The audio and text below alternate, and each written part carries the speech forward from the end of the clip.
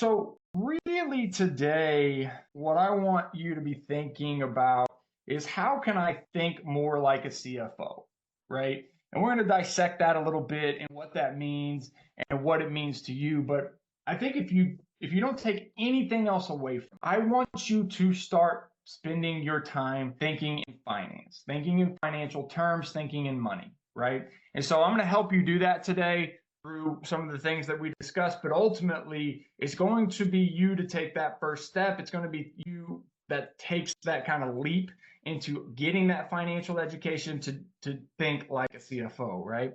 And so when we look at these people, do any of these people, have you guys seen any of these people? Do these pictures look familiar to you at all? Maybe there's a couple familiar faces. So maybe this will help a little bit more, right? So if you look at top left, you've got Phil Knight, creator of Nike.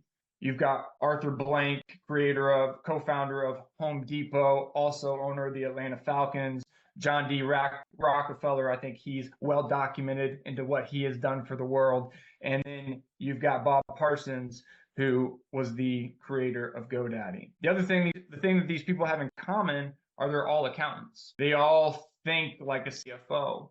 And so do they all have accounting degrees? Yeah, John D. Rockefeller was just a bookkeeper, right? But the reality is what allowed them to succeed in their respective businesses was because they were able to think like an accountant, think like a CFO, think in numbers, right?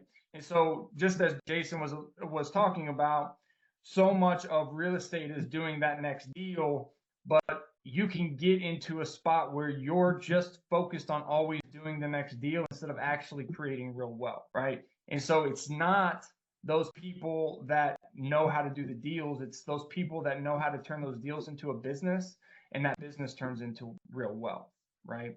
And so that's such a big piece of real estate, right? Because a lot of times you get into it just being a deal guy or a deal girl. And that's what we do. We're like, okay, I'm going to flip this one, I'm going to make 20 grand. I'm going to flip this one, I'm going to make 30 grand.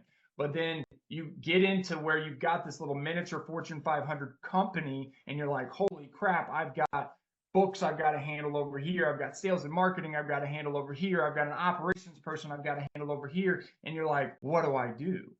Right? And so much of that, those principles and how to grow appropriately and how to grow successfully and how to grow into, quite honestly, a spot where you're not going backwards is thinking like a CFO.